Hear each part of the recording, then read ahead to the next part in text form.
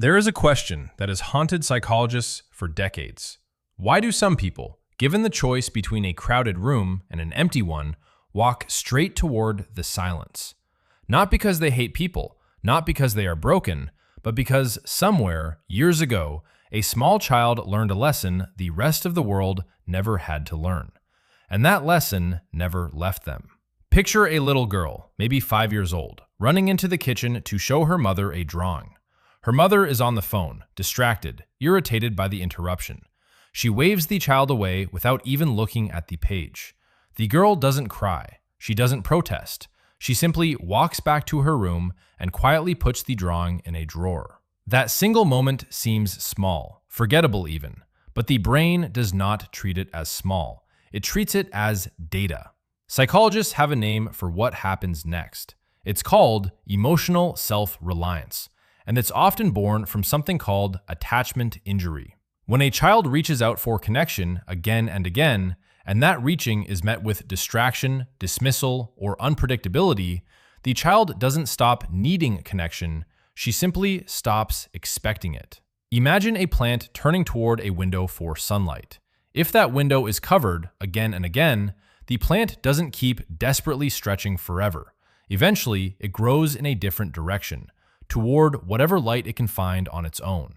That is what a child does too. She becomes her own light source. This is the quiet origin story behind so many adults who say, "I just prefer being alone." Not all of them, of course. Some people are simply wired with lower social need, and that's healthy too. But for many, solitude wasn't a preference they chose. It was a shelter they built. Psychologist Donald Winnicott describes something called the false self, a protective mask a child constructs when their authentic emotional needs aren't being met by caregivers.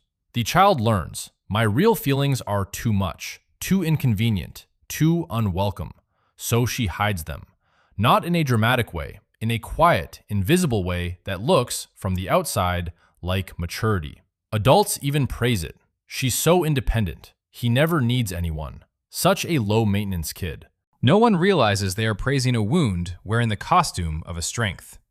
Here is the part that breaks the heart open.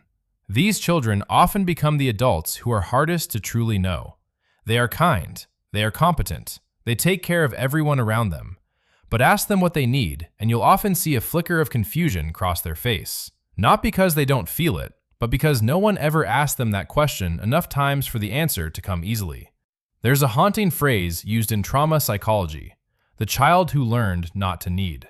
Not a child who has no needs, a child who learned that expressing needs led to disappointment, so she rerouted them inward, into hobbies, into work, into long walks alone, into rooms with closed doors.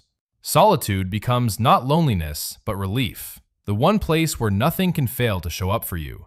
And this is the paradox almost no one talks about. People assume introverted, solitary people are emotionally distant, but often it's the opposite. They feel things enormously. So enormously that, as children, they had to build walls thick enough to contain the flood.